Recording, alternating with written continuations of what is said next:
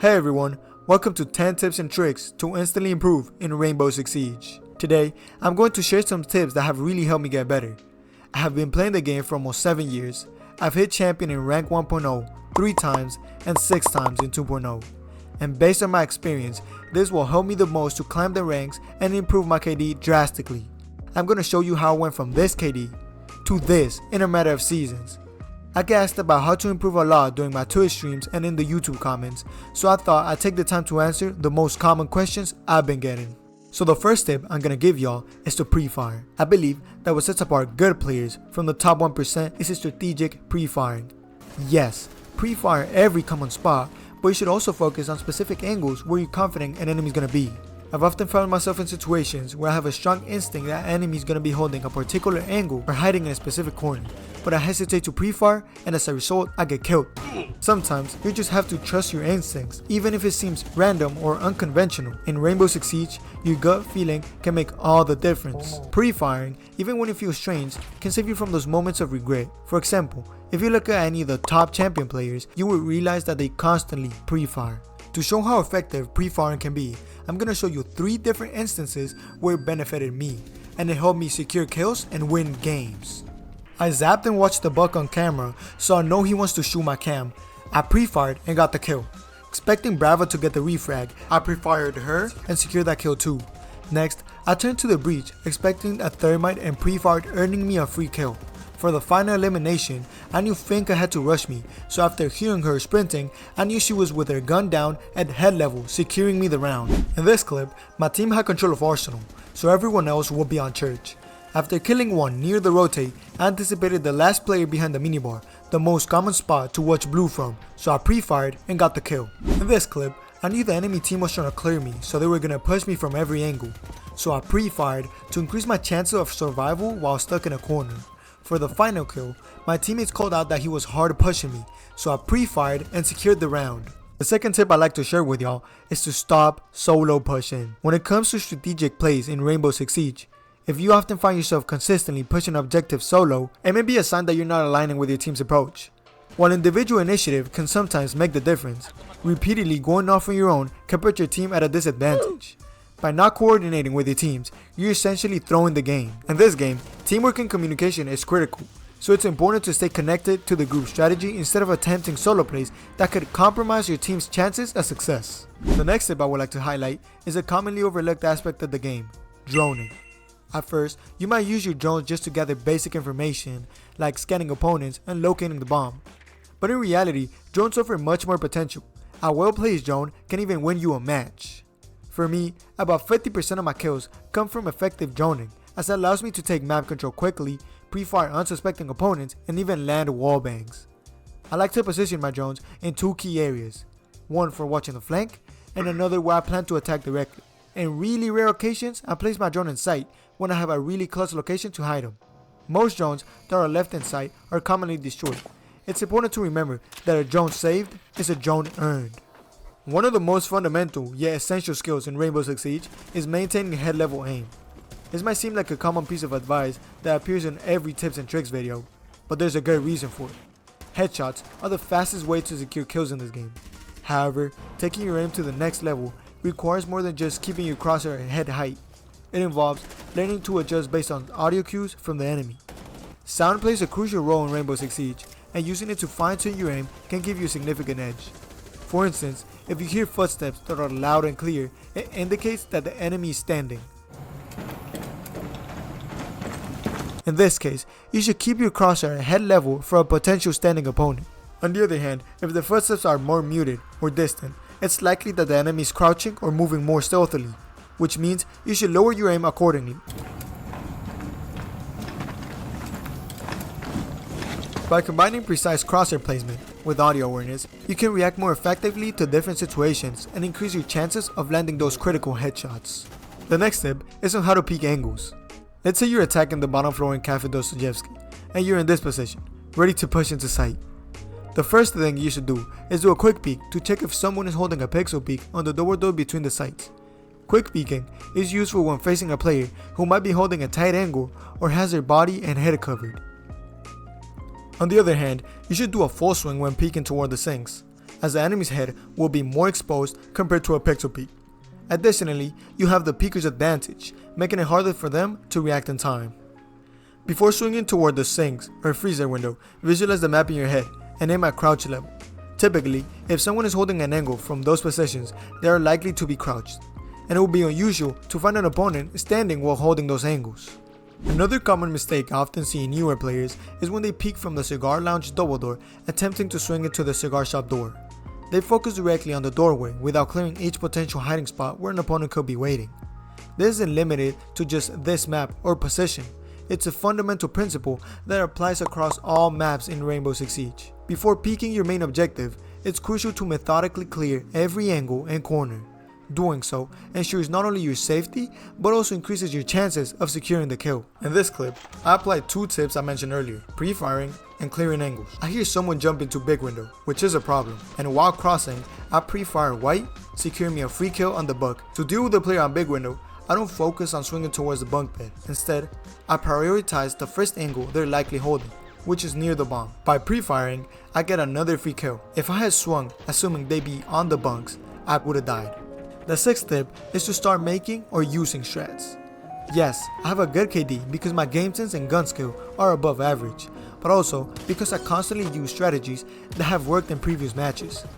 Repeating these strats often leads to free kills and helps boost my KD. I know many players with better aim than me who don't have a higher KD, and that's because they tend to rely solely on their aim to get kills. These players often make reckless decisions like rushing the side on attack or spawn peeking on defense, which can put them in unfavorable gunfights. In contrast, I stick to strategies that give me the upper hand, consistently setting myself up for better engagements. For this strategy, you'll pick Fenrir, but if he's banned, Alibi with proxy alarms can work as an alternative. Start by breaking the hatch above split. This is important in case you need to rotate out of your position, and a strong follow-up play is playing on split to catch any players trying to swing from the double door of waiting. Next, place a Fenrir or proxy mine on the box by the vending machines to cover the hallway. Move into daycare and make crouch level holes along the entire wall for visibility into cafe. After that, head to cafe and set up another Fenrir or proxy mine on the door. This Fenrir should always be activated as it tells you when anybody walks into cafe, and that's when you're gonna have the chance of a free kill. In bunks, make head level holes on the wall opposite to the break windows to avoid being exposed. Below these head level holes, create punch holes for a sneaky angle. Then you're gonna place a Fenrir or proxy mine in the left hallway to protect your flank. Finally, open up a hole on the break room wall to create an off angle. This is perfect for catching anyone rappelling into break room, often resulting in a free kill. That is it for the setup. When the round starts, you might get droned or spotted, but don't worry, there's a high chance they won't notice or expect the punch holes. Once the Fenrir or proxy alarms activates in cafe, that's your signal to focus on the punch holes and hold your angles. From there, it's up to you to hit your shots and secure the round. That's the strategy I use on Theme Park to secure kills. Now let me show you 2 clear examples of how I apply this setup in top champion ranked games. This is just one of my many strats across multiple different maps and bomb sites. If you're enjoying the video so far, consider subscribing, liking, and leaving a comment. Let me know what types of video you'd like to see in the future and how I can improve the style of these videos. Your support means the world to me.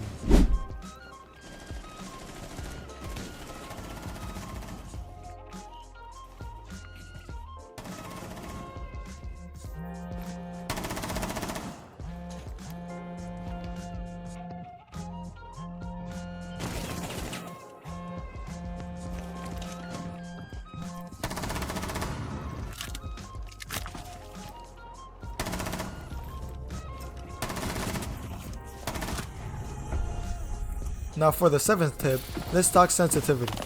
Finding the right sensitivity is all about comfort. You want a setting that gives you a perfect balance between smooth movement and consistent accuracy, aiming to hit around 80% of your shots. In my opinion, lower sensitivities tend to work best for position, but there's absolutely no problem with using higher sensitivities if you can hit your shots consistently. You can click on the top right corner of the screen where you can find my sensitivity video in case you want to try it out. To find your ideal sensitivity, start in the training ground. Practice controlling recoil until you're satisfied with the results. Then move over to the mannequin area and mimic what I'm doing right now. Shoot the mannequin while moving around. Remember, most gunfights in this game involve movement, not static shooting. Next, practice with the frame of the door.